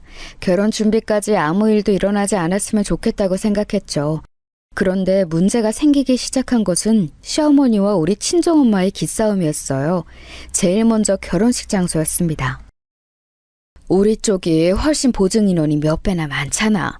그리고 상식적으로 서울에서 지방 가는 거랑 지방에서 서울 오는 거랑 당연히 서울로 오는 게 편하잖아? 내가 많은 거 바라는 거 아니잖아. 원래 장소는 그리고 여자 쪽에 맞추는 거야. 나도 알지. 그런데 시어머니가 결혼식을 남편 고향에서 꼭 하고 싶대. 뭐 듣기로는 집안 어른 중에 거둥이 불편한 사람이 많은가 봐. 남편도 되게 곤란하게 생각하고 있어. 열심히 설득하고 있다는데 쉽지 않나 보더라. 엄마는 절대 결혼식 장소 양보 못해. 엄마랑 아빠 손님들만 해도 몇 명인 줄 알아? 게다가 너랑 사위 지민들도 다 서울이잖아. 그 시골에 우리 인원 다 수용 가능한 결혼식장이 있기는 하니? 일단 나도 시어머니랑 전화해볼게. 그러니까 너무 화내지 말고 조금만 기다려. 이런 식으로 부딪힐 줄은 몰랐어. 결혼을 준비하면 저는 너무 머리가 아팠습니다. 가장 먼저 결혼식장 선정을 하는데 시어머니가 자꾸 남편의 고향에서 하길 원하셨어요. 우리 쪽이 인원도 훨씬 많았고 남편과 제 지인도 다 서울에 거주려 해서 서울이 편했거든요. 그런데 자꾸 본인 위주로 생각하더라고요. 내가 겨우 설득하긴 했는데 엄마는 본인이 무시당하고 있다고 생각하나 봐. 아무래도 서울에서 하면 멀어서 오는 사람이 적잖아. 그래도 내가 버스도 구하고 엄마 지인들 많이 참석할 수 있게 노력한다고 했어. 워낙 아버지랑 이혼하고 힘들게 살아서 나한테 많이 의지하거든. 어머님 말씀이 무슨 말인지는 나도 알아. 한 명이라도 더 참석시켜서 많아 보이게 하고 싶으셨겠지. 어머님 섭섭하지 않게 우리가 노력하자. 그래도 결혼식장 장소 문제는 남편과 제가 중간에서 많이 노력해서 일단락되었어요. 저는 여기서 더 문제가 되는 상황이 발생할 줄은 몰랐습니다. 하지만 그건 제 오산이었어요. 왜냐하면 그때부터 시작이었거든요. 두 번째는 바로 신혼집 문제였습니다. 우리 친정 부모님은 제 결혼을 마음에 들어 하지는 않았잖아요. 그래도 하나밖에 없는 막내딸이 없는 집안과 결혼하니까 걱정되셨는지 신혼집을 마련해 주셨습니다. 결혼식을 올리기 전에 미리 가전도 사서 넣어놓고 남편과 식을 올리고 바로 살 수 있게 준비하기 시작했어요. 그런데 그 신혼집이 신축 아파트였거든요. 그래서 시어머니는 신축 아파트가 신기한지 자꾸 올라와서 참견하기 시작했습니다. 문제는 여기서 발생했어요. 우리 친정엄마는 당신께서 마련해준 집이지만 저와 남편의 신혼집이라 오기 전에 저한테 미리 말하고 오셨거든요. 그런데 시어머니는 무작정 찾아와서 문을 열어달라고 하셨습니다. 그러다가 친정엄마랑 시어머니가 맞닥뜨린 날이 있었어요. 어머, 사돈. 이렇게 갑자기 오시면 애들이 당황해요. 그래도 결혼해서 독립적인 가정을 이루는 애들이잖아요. 그러니까 앞으로는 이렇게 불쑥 찾아오는 것은 조금 자제해 주세요. 내가 내 아들 집에 오는 것도 눈치를 봐야 하나요? 그러는 사돈은 왜 여기서 며느리랑 같이 있는 거죠? 그리고 결혼이라는 건 서로 가족이 늘어나는 거지 독립적으로 갑자기 다른 사람이 되는 건 아닙니다. 저는 오기 전에 미리 우리 딸한테 물어보고 오거든요. 그런데 사돈은 우리 딸한테 물어보셨나요? 혹시 사위에게 말했는데 우리가 소식을 듣지 못한 건가요? 요즘은 예전과는 달라요. 시집살이는 말도 안 되는 얘기잖아요. 곱게 키운 우리 딸 편하게 살라고 이렇게 제가 집도 얻어준 거잖아요. 저는 시집살이 시킬 마음도 없었는데요. 그리고 저도 우리 아들 곱게 키웠습니다. 사돈, 저한테 왜 이렇게 말씀하시는 거죠? 되게 당황스럽고 기분이 좋지 않아요. 저도 우리 딸이 이렇게 당황하는 게 기분이 썩 좋지는 않아요. 그냥 서로 예의를 지키자는 말이었는데 오해가 있었나 봐요. 엄마, 그만. 어머님, 일단 진정하세요. 제가 대신 죄송해요. 엄마도 왜 그렇게 말해? 참아, 그래도 시어머니잖아. 보리야. 네가 왜 죄송해? 엄마랑 아빠가 너 편하게 살라고 구해준 아파트야. 여길 말도 없이 찾아오는 게 예의니? 네, 예의 없어서 참 죄송하네요. 사돈, 돈 많다고 그러는 거 아닙니다. 제가 비록 결혼할 때 이런 한 푼 지원해주지 못하지만 이러시는 건 아니죠. 친정엄마는 불쑥 찾아온 시어머니에게 불쾌함을 드러냈어요. 참고로 우리 엄마는 평소에 이런 사람이 아니에요. 음악을 전공해서 대학에서 교수로 재직 중이라 되게 고상하거든요. 그런데 워낙 제가 엄마의 사랑을 독차지하고 커서 저한테 애정이 깊으셨어요.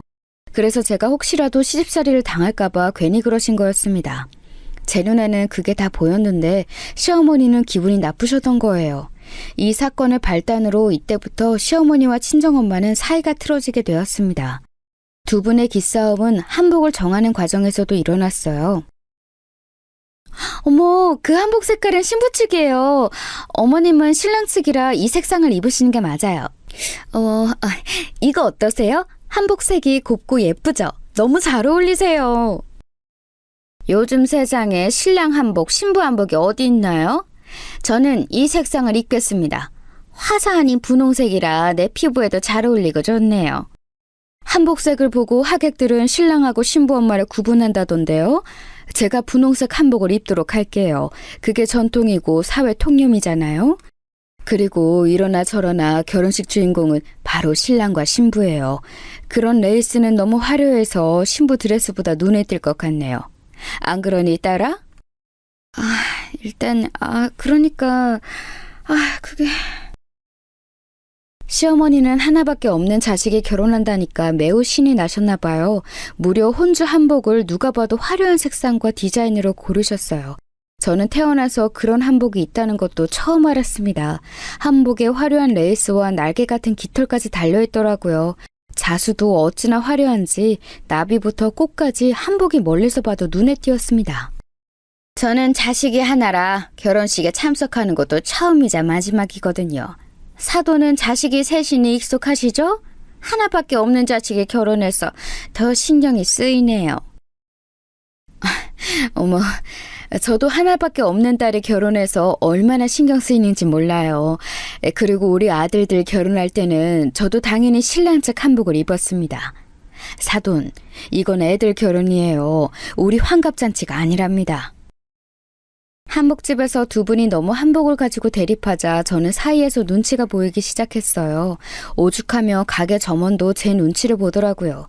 중간에서 기가 빨린 저는 이렇게 가다가는 결혼하고도 문제라고 생각했습니다.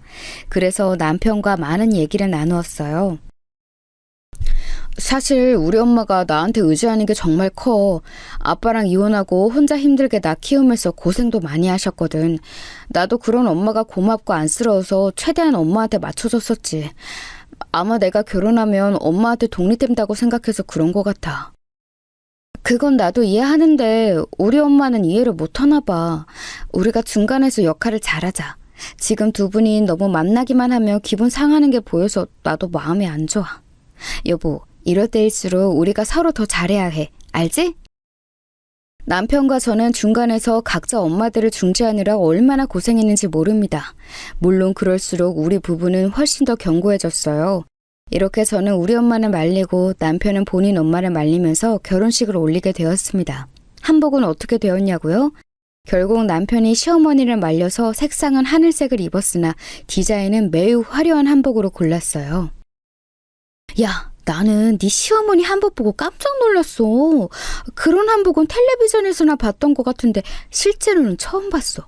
한 손깔 하는 것 같더라. 그래도 네 친정이 잘 사니까 얼마나 다행이야? 만약 없는 집이었으면 저런 시어머니 누가 감당하니? 아, 말도 마. 안 그래도 우리 엄마랑 시어머니랑 둘이 기싸움이 장난 아니거든. 남편이랑 나랑 중간에서 얼마나 힘들었는지 알아? 중간 역할이 이렇게 중요하다는 것을 이제 알았잖아. 아빠랑 오빠들은 그래도 조금 괜찮은데 엄마가 나 시집살이 당할까봐 미리 걱정하더라. 아무래도 결혼은 집안 대 집안이잖아. 서로 형편이 어느 정도 맞는 사람끼리 해야 하는데 그게 아니라서 그런 것 같아. 또 네가 누뚱이고 막내딸이라 어머님이 많이 아끼잖아. 중간에서 중재해서 노력해봐. 결혼식을 올리고 친구들을 만났는데 역시나 시어머니 한복 문제로 말이 나왔습니다. 한복이 너무 화려해서 진짜로 제 드레스는 보이지도 않았죠. 그때는 시어머니와 우리 친정엄마의 갈등을 중재하느라 정신이 없었는데 지금 보면 기가 막혀요. 마음 같아서는 여러분께 보여드리고 싶을 정도랍니다. 저는 그래도 결혼하고 남편과 제가 조용히 잘 살면 문제가 일어나지 않겠다고 생각했어요. 실제로 저랑 남편은 둘 다 일하는 직장인이라 바빴거든요. 시어머니와 친정엄마도 각자 직업이 있으니 부딪히지 않을 거라 생각했죠. 그런데 이것도 제 착각이었습니다. 오히려 갈등은 결혼하고 훨씬 심해졌어요. 남편과 저는 아이를 굉장히 빨리 가지고 싶어 했습니다. 둘 다 아이를 원하던 상황이었죠. 정말 다행히도 요즘 불임이 심하다던데 저는 신혼여행에서 아이가 생겼어요. 허니문 베이비로 임신해서 결혼과 동시에 태교를 시작하게 되었습니다. 지선아, 몸이 힘들면 엄마한테 언제든지 말해. 알겠지? 네가 어릴 때 몸이 안 좋아서 걱정된다. 엄마가 건강하고 튼튼해야 아기한테도 좋은 거야. 그러니까 몸 건강하게 관리를 잘해. 시어머니가 갑자기 찾아오고 그러는 거 아니지? 만약 그런 일이 발생하면 엄마한테 당장 전화해. 엄마가 결혼식 전에 시어머니랑 한판 했잖아. 그래서 확실히 시어머니가 집에 오기 전에는 말하고 오더라. 그런 거 생각하면 엄마한테 고마워. 나 시집살이 당할까봐 걱정하는 건 너무 고마운데 나는 괜찮아. 만약 무슨 일이 생기면 엄마한테 꼭 말할게. 엄마는 제가 임신하자 걱정을 더 심하게 하기 시작했어요. 그런 엄마가 고맙기도 하면서 한편으로는 그러니까 더 시어머니의 행동을 엄마한테 말하기 무섭더라고요. 워낙 문제를 일으키기 싫어하는 제 성격 때문이었죠. 그러다 사건이 하나 발생했는데 그건 제가 막달이었을 때 일어난 일이에요. 여보, 내가 너무 미안해. 그런데 저번 추석 때도 여보 몸이 안 좋아서 우리 고향에 못 갔잖아. 엄마가 너무 속상하다고 울면서 전화가 왔어. 나 혼자라도 간다고 했더니 며느리 얼굴을 까먹겠다고 난리라서 혹시 이번 주말에 가서 밥만 먹고 올 수 있어? 내가 막달이라 몸이 사실 많이 무거워. 그리고 우리 예정일도 진짜 얼마 안 남았잖아. 병원에서 최대한 병원 근처에서 있으라고 하더라고. 수술로 낫는 게 아니라서 조금 걱정이 되네. 나도 당신을 생각하면 내려가지 않는 것을 원해. 그런데 엄마가 너무 속상하다고 울고불고 난리가 아니셔. 가서 진짜 딱 밥만 먹고 바로 올라오자. 내가 저녁 먹으면 바로 올라가야 한다고 미리 말할게. 날짜가 너무 임박해서 걱정되긴 하는데. 알겠어. 그럼 딱 밥만 먹고 올라오는 거야? 알겠지? 임신하고 저는 다행히 입덧은 전혀 없었는데 문제는 태동이었어요. 배가 뭉치는 현상도 많이 발생했습니다. 하필 추석 때 배가 너무 뭉쳐서 저는 친정도 시댁도 방문하지 못했거든요. 그래도 친정은 같은 서울이라 부모님이 저를 보러 오셨지만 시어머니는 명절에 아들 부부를 볼 수 없었어요. 물론 나중에 시어머니가 올라오셔서 제가 맛있는 밥을 사드리긴 했었죠. 결혼과 동시에 생긴 아이라 신혼 때 양가에 잘 챙기지 못했던 것은 맞아요. 시어머니는 홀어머니라 더욱 외롭고 섭섭한 마음이 드셨을 거예요. 남편에게 전화해서 울며 보고 싶다고 계속 내려오라는 요구하셨대요. 그래서 저는 막달에 남편의 고향에 가서 출산 전에 시어머니를 보고 오게 되었습니다. 아유, 우리 아들 왔어? 우리 아들 결혼하고 엄마가 얼굴을 도통 못 봐서 너무 속상해. 아유, 그런데 왜 이렇게 마른 거야? 원래 결혼하면 행복하고 맛있는 거 많이 먹어서 살찐다고 하던데 이게 무슨 일이니? 며느리가 밥도 안 해주니? 에이, 아내가 지금 임신했잖아요. 내 밥은 내가 알아서 먹어야지. 엄마 집에 오면 이렇게 밥 먹을 수 있어서 좋아요. 지선아, 이리 와서 밥 먹어. 시어머니는 우리 부부가 찾아가자 그때부터 남편에게 지극정성으로 대하셨어요. 보고 있어도 보고 싶은지 연신 쓰다듬으셨죠. 그런데 이상하게 시댁에 도착하자 제 배가 또 뭉치기 시작했어요. 막달이고 예정일이 얼마 남지 않은 상태라 그런가 안색이 안 좋아지기 시작했죠. 태동도 매우 심해서 가만히 숨을 쉬는 것도 힘들더라고요. 밥은 당연히 넘어가지 않았고 음식 앞에 앉아있는 것도 곤욕이었습니다. 예, 너는 왜 이렇게 안 먹니? 내가 너희 온다고 이렇게 며칠 전부터 열심히 준비했는데 입에 안 맞아? 맛이 없는 건 아닐 텐데. 우리 아들은 잘만 먹잖아. 지금 태동도 심하고 막달이라 앉아있는 게 조금 힘들어서요. 어머님, 저는 신경 쓰지 마시고 아들하고 오붓하게 드세요. 맞아요, 엄마. 아내가 출산일도 얼마 안 남았어요. 열심히 준비한 음식은 내가 먹을 테니까 너무 마음 상해하지 말고 아들 먹는 거나 지켜보세요.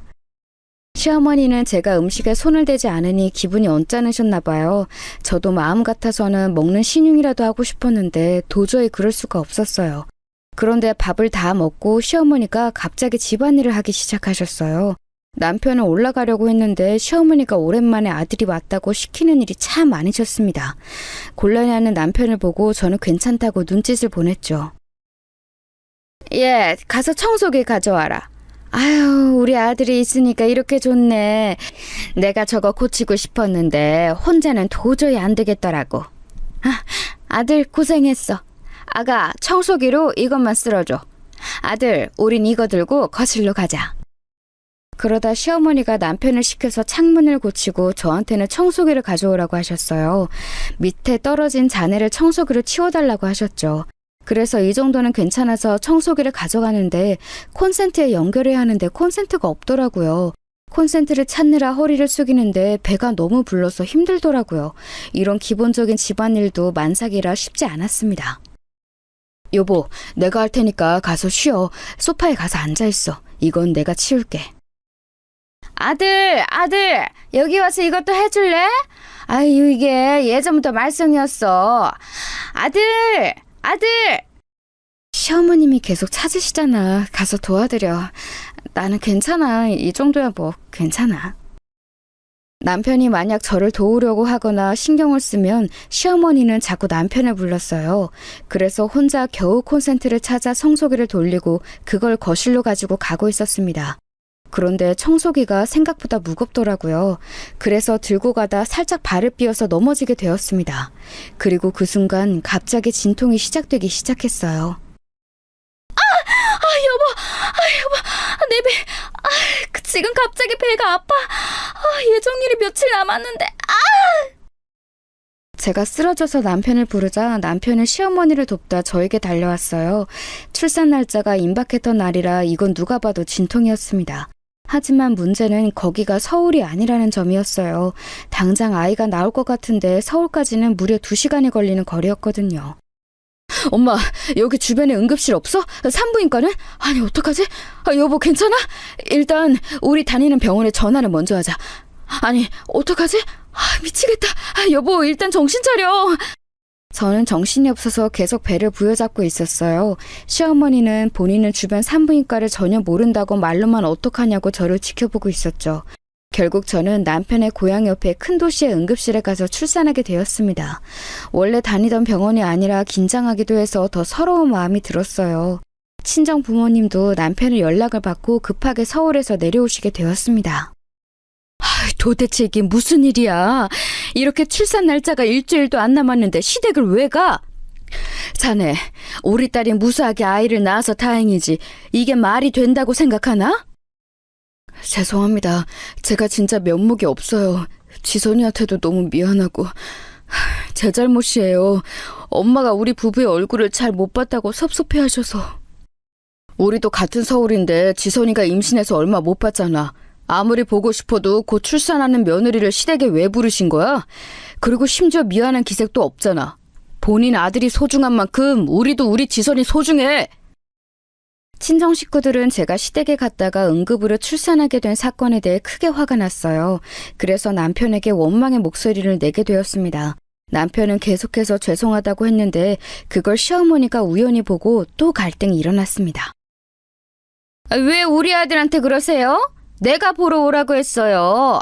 아무리 임신했어도 시댁에 결혼하고 겨우 2번 온 게 말이 되나요?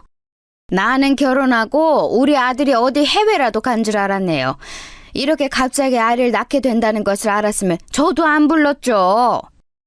사돈, 말씀 되게 섭섭하게 하시네요. 딱 봐도 배가 부른 며느리를 왜 보고 싶다고 하시냐고요. 그러면 사돈이 서울로 오셔야지. 상식적으로 왜 애들을 여기까지 부르세요? 그만해요. 아기도 무사하고 저도 멀쩡하니까 그만해요. 저 안정을 취하고 싶으니까 다들 조용히 해주세요. 저는 제 출산을 빌미로 또 갈등이 일어나니까 감당하기가 힘들었어요. 남편이 중간에서 난처해하는 모습을 보는 것도 화가 나더라고요. 그래서 출산하고 조리원에 갔다 오고 엄마에게 진지하게 말했습니다. 중간에서 남편과 제가 더 고통받고 싶지 않았거든요. 엄마를 우리 집으로 불러 제 마음을 전달했어요. 엄마가 내가 워낙 소중하니까 그렇게 생각하는 건 이해해. 하나밖에 없는 딸이 시집살이 당할까봐 걱정했겠지. 그런데 나는 엄마랑 시어머니랑 둘이 사이 안 좋은 게 더 불편해. 양가가 잘 지내는 것을 바라는 건 아니야. 그냥 이렇게 불편한 관계로 있는 게 싫어. 내 말이 무슨 말인지 알지? 그래, 알겠어. 엄마는 우리 딸이 상처받는 상황이 싫어서 그랬던 거야. 그런데 네가 그렇게 원하면 엄마가 먼저 노력하고 다가갈게. 네가 힘들지 않길 바랐던 건데 오히려 불편했구나. 미안하다.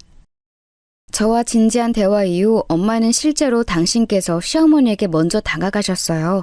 출산 때 2분의 감정에 골이 깊어졌는데 엄마가 먼저 연락도 하고 남편을 통해 선물도 건네셨죠. 장모님이 우리 엄마를 많이 챙겨주시네. 나한테 장모님이 따로 연락 오셔서 강남 레스토랑 식탁권도 주시고 피부 미용도 받으라고 챙겨주셨어. 아, 그래? 내가 양가 사이가 안 좋으면 오히려 불편하다고 했더니 엄마가 노력하나 보다. 어머님도 내가 시댁에 갔다가 갑자기 출산해서 당황하셨을 텐데 과거는 다 잊고 우리 이제 잘해보자. 우리 친정엄마는 저를 생각해서 시어머니에게 먼저 다가가셨죠. 그 덕에 시어머니는 당신 친구들을 데리고 서울에 있는 고급 레스토랑과 미용실에 다닐 기회가 생기셨습니다. 그러면서 2분은 예전처럼 눈만 마주치며 기싸움을 하는 사이에서 나름 괜찮은 사이가 되었습니다. 아니, 저는 그렇게 생각했어요. 그런데 이것도 오래가지 않았습니다. 바로 우리 딸의 돌잔치에서 일어난 사건이 있어요. 딸은 유난히 낯을 많이 가리는 아이였습니다. 그래서 사람이 많으면 되게 예민하게 반응했어요. 돌잔치 날에는 가까운 친척들만 불러서 했는데 낯선 사람이 많으니까 많이 울더라고요. 그래서 남편이 딸을 많이 안고 있었어요. 아유, 우리 아들이 너무 고생이다. 아유, 애가 왜 저렇게 예민하지? 원래 딸들은 저런가? 우리 아들은 어릴 때 되게 순했는데 확실히 우리 아들을 닮은 건 아닌 것 같네. 아유, 예민해라. 아이가 낯선 사람들 앞에서는 유독 그러더라고요. 평소에는 저 정도는 아니에요. 아빠가 안아주면 그래도 금방 그쳐서 다행이죠. 평소에 너는 안아주는 편은 아니니? 우리 아들이 아까부터 계속 안고 있는 것 같아. 안 그래도 결혼하고 고생을 많이 했는지 살이 빠져서 안쓰러운데 혼자 아기를 안고 있는 것 같네. 시어머니는 남편이 아기를 혼자 안고 있는 게 거슬리셨는지 계속 언급하셨어요. 저도 마음 같아서 우리 딸을 제가 안고 싶었죠. 그런데 제가 워낙 허리가 안 좋기도 했고 또 그날따라 손목이 매우 아팠어요. 그래서 아이를 안고 있는 게 무리였습니다. 남편도 그걸 아니까 본인이 계속 안고 있었죠. 그 모습을 보고 시어머니가 계속 저한테 남편 얘기를 하니 친정엄마의 표정이 안 좋아졌습니다. 그래도 돌잔치 자리니까 친정엄마는 최대한 참으려고 했어요. 그런데 시어머니가 자꾸 거슬리게 말하더라고요. 우리 아들은 아기 때 진짜 순했어. 나는 아들 키우면서 힘들었던 적이 전혀 없거든. 예민한 걸 보니까 그건 확실히 며느리를 닮았나 보다. 아니면 딸이라서 그런가? 아무래도 아들은 예민한 구석이 없거든. 내가 그래서 아들을 원하긴 했었는데. 사돈, 우리 딸도 어릴 때 매우 순해서 별명이 순둥이였어요. 그냥 돌쟁이고 또 지금 낯선 환경이라 그런 건데 우리 딸 탓을 하는 것은 듣기가 조금 그러네요. 그리고 아들이라고 다 순한 것은 아니에요. 딸이라고 다 예민한 것은 더욱 아니죠. 친정엄마가 그동안 시어머니에게 먼저 다가가기도 했고 100일 잔치 때도 웃으면서 분위기를 좋게 만들었거든요. 그래서 시어머니는 엄마가 저렇게 나올 줄은 몰랐는지 당황하더라고요. 제가 아기 컨디션을 생각 잘했어야 하는데 그러지 못했어요. 워낙 정신이 없어서. 어른인 저도 힘든데 아기는 어떡했어요. 어머님, 엄마, 이거 드세요. 여기 음식이 맛있다고 해서 일부러 고른 장소니까 디저트 드세요. 중간에서 두 분의 감정이 상하지 않게 하려고 얼마나 애를 썼는지 모릅니다. 아기도 예민하고 어머님들까지 챙기느라 정신이 없었죠. 돌잔치가 끝나고 엄마는 저에게 따로 연락이 오셨어요. 나는 진짜 네 시어머니 도저히 좋게 볼 수가 없어. 사람이 그렇게 받기만 하는 것도 재주 아니야? 내가 우리 딸 고생하지 말라고 신혼집도 마련해줘. 시집살이 시키지 말라고 선물도 자주 해줘. 못해준 게 전혀 없어. 그런데 말을 왜 저렇게 하니? 그렇게 본인 아들이 소중하면 아이 끼고 살던가. 시어머니가 이혼하고 남편한테 워낙 의지를 많이 했대. 남편도 그것 때문에 많이 힘들어해. 그냥 우리가 참자. 나도 엄마가 속상한 점은 이해해. 이번에 우리끼리 놀러 가는 걸로 또 뭐라 하는 건 아니지? 아휴, 내 돈 주고 내가 내 딸 데리고 놀러 가는 것도 이제 눈치가 보인다. 혹시 뭐라고 하면 당장 말해. 알겠어? 알겠어, 엄마. 걱정하지 마. 친정엄마는 제가 육아로 힘들어하니까 남편과 저를 데리고 같이 하와이로 여행을 가자고 하셨어요. 비용은 친정 부모님이 다 대주셨죠. 그래서 남편도 휴가를 내고 같이 가기로 했는데 문제는 시어머니였습니다. 워낙 혼자 지내는 것을 힘들어했고 남편하고 제가 친정 식구들과 하와이에 간다고 했더니 우는 소리를 하셨거든요. 나는 살면서 해외여행을 가본 적이 없거든. 부럽기도 하고 속상하네. 뭐 우리 아들이 결혼을 잘해서 처가 돈으로 여행을 가는 것은 다행이라고 생각하는데 아니 그렇다고 나를 데리고 가라는 건 아닌데.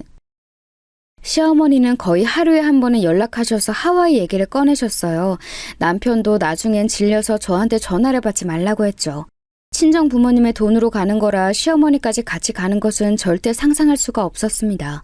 하지만 시어머니가 너무 서운해하니까 남편과 저는 시어머니의 기분을 풀어주려고 노력했어요. 그러자 시어머니는 황당한 요구를 하기 시작했습니다. 너희 하와이에 가 있는 동안 내가 너희 집에서 머물러도 되겠니? 아니, 내가 그런 신축 아파트에서 언제 자보겠어. 그래도 되겠지? 시어머니는 우리가 여행을 간 동안 우리 집에서 머무르고 싶어 하셨어요. 남편과 저는 당연히 마냥 좋지는 않았지만 그러라고 하고 친정 식구들과 여행을 가게 되었습니다. 여행을 가서는 너무 좋았어요. 바다에서 오랜만에 아무 생각도 안 하고 친정 식구들과 남편과 사랑하는 우리 딸과 재미있는 시간을 보냈습니다. 만족스럽게 놀고 오면서 시어머니에게 줄 가방도 하나 선물해서 귀국했어요. 그런데 시어머니가 도통 시골로 내려갈 생각을 하지 않더라고요. 가방 너무 예쁘다. 내가 이런 가방을 들고 다니는 날이 오다니.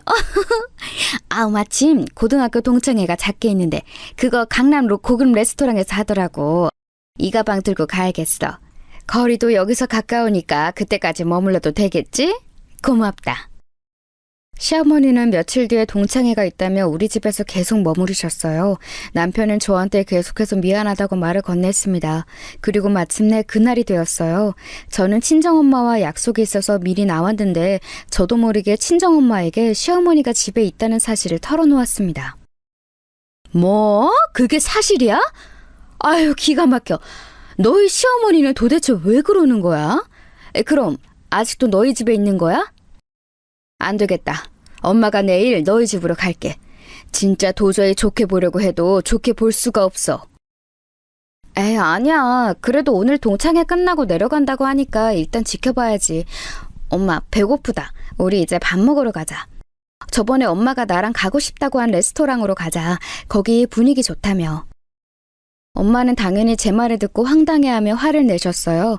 둘이 시어머니를 욕하면서 강남에 있는 고급 레스토랑에 가서 마저 말하려고 들어갔습니다. 그런데 너무 우연히 거기서 제가 누구를 마주쳤는지 아세요? 네, 바로 시어머니를 마주쳤습니다. 아줌마들 무리가 모여 있어서 봤더니 거기에 시어머니가 제가 하와이에서 사다 준 가방을 열심히 자랑하고 있더라고요. 순간 속으로 엄마랑 시어머니를 마주치게 하고 싶지 않았는데 이미 엎어진 물이었어요. 게다가 자리가 만석이라 유일하게 남는 자리가 시어머니 물이 바로 옆자리였습니다. 그래도 마주쳤으니 인사는 당연히 하려고 했는데 시어머니가 오히려 우리 모녀를 모른 척을 하더라고요. 주변 사람들이 시어머니에게 아는 사람이냐고 묻자 시어머니는 고개를 저으며 열심히 외면했습니다. 그 모습을 보고 친정엄마도 기분이 좋지 않은지 저만 바라보셨죠. 속으로 이게 무슨 일인가 싶었어요. 진짜 기가 막힌다, 지선아. 이게 지금 말이 되는 상황이니? 지금 너랑 내가 창피하다는 거야? 본인 지인들 앞에서 왜 저래? 어머, 그런데 저분 내가 아는 사람 같은데? 우리 학교에서 일하는 조교 어머님 같은데 얼마 전에 봤어. 어머, 진짜? 엄마, 일단 우리도 모른 척하자. 나도 기분이 좋지는 않네. 저 가방 게다가 내가 사준 가방이거든. 엄마랑 저는 그냥 식당을 나갈까 고민도 했지만 우리가 잘못한 건 없잖아요. 그래서 일단 가만히 밥을 먹고 나가려고 했어요. 그렇게 조용히 파스타를 먹고 오빠들 얘기를 하다 엄마가 잠깐 화장실에 가게 되셨습니다. 그런데 엄마가 화장실에서 매우 상기된 얼굴로 자리로 오셨어요. 그리고 저를 지나쳐서 시어머니가 앉은 테이블로 가셨습니다. 저는 너무 당황스러워서 자리에서 일어나는데 엄마가 꺼낸 말은 너무 충격이었어요. 우리 친정엄마가 꺼낸 말이 뭐였는지 아세요? 사돈 너무 하시네요. 제가 뭐라고요? 사돈 집에서 일한 파출부 아줌마라고요? 진심으로 꺼내신 말이세요? 친정엄마의 말에 너무 놀라 시어머니를 쳐다보았더니 얼굴이 새빨개졌더라고요. 지금 들고 있는 그 가방도 우리 딸이 사준 거 아닌가요? 사돈, 지금 내가 우리 딸 편하게 살라고 마련해둔 집에서 머무르고 있잖아요? 화장실 칸 안에서 들었는데 저한텐 뭐요? 우리 집에서 일한 파출부? 제가 민망할까봐 아는 척을 안 했다고요? 지인들은 우리 엄마가 그렇게 말하자 웅성대기 시작했어요. 시어머니는 괜히 눈을 피하다 저랑 눈이 마주쳤습니다. 어머님, 정말 우리 엄마를 파출부라고 소개하셨어요? 저는 어머님을 불편할까봐 일부러 아는 척 안 했는데 어떻게 그러세요? 그럴 거면 우리 엄마한테 받은 식사권, 미용실 회원권 등 다 내놓으세요. 이제까지 저도 참았는데 이제 더는 못 참아요. 그리고 언제 시골로 가실 거예요? 어머님이 그렇게 애지중지 아끼는 아들인 남편도 어머님 불편하대요. 어머, 이게 무슨 일이야. 아까 나한테 저쪽 테이블 모녀가 집에서 일하는 파출부랑 그 딸이라서 믿었더니 사돈하고 며느리였어? 어머, 아무리 그래도 이렇게 소개하면 어떡해? 영자야, 너 왜 그랬어? 돈 없어서 자격지심으로 우리 집에 열등감 가지고 있었던 거는 알고 있었는데 진짜 구질구질하네요. 그리고 혹시 저기 따님이 대학교에서 조교로 일하고 있지 않나요? 네? 저요? 네, 맞아요. 어떻게 아셨어요? 우리 딸을 아세요? 알죠. 제가 그 따님 담당하는 교수고 지금도 같이 일하고 있거든요. 저는 남의 집에서 일하는 파출부가 아니고 대학에서 음악을 연구하고 가르치는 교수입니다. 만나서 반가워요. 어머, 안녕하세요. 아니, 어머, 참고로 저는 아까 아무 말도 안 했어요. 어머. 세상이 정말 좁다는 말이 이런 말인가 봐요. 알고 봤더니 시어머니의 지인이 엄마가 대학에서 같이 일하는 조교의 엄마였어요. 다른 전공은 몰라도 엄마는 음악 전공인데 여기서 교수의 존재감이 매우 크거든요. 그걸 당연히 알고 있으니 그 지인은 엄마 앞에서 거의 머리를 조아렸어요. 안녕하세요, 교수님.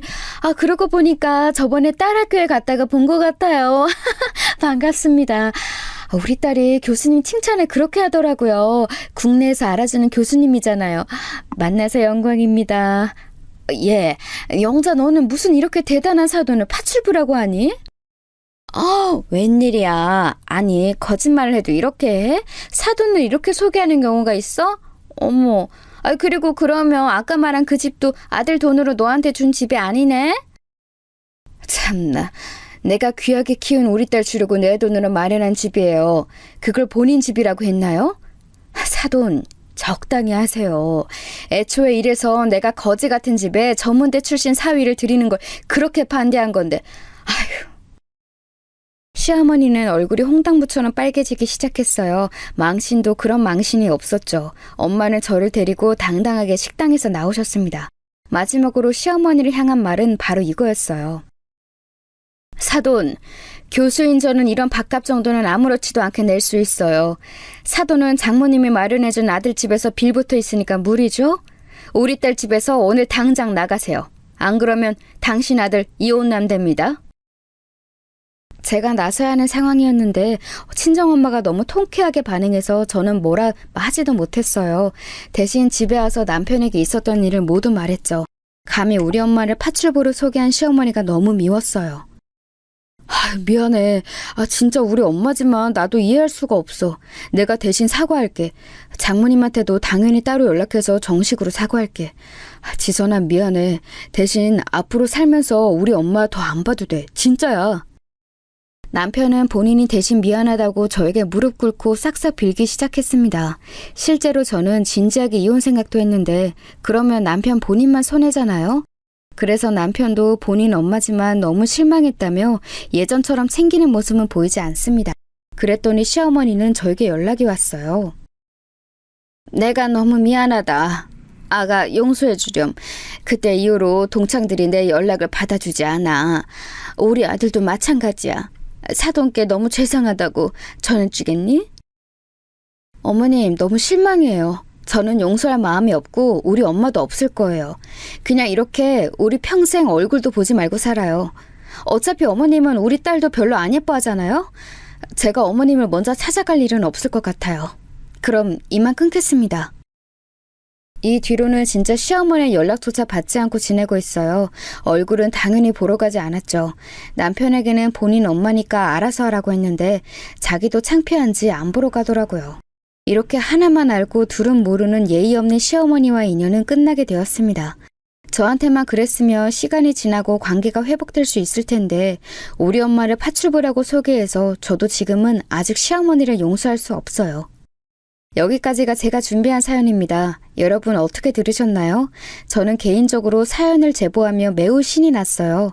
들어주셔서 감사합니다. 우리 속이지 말고 살아요. 그럼 이만 끝내겠습니다.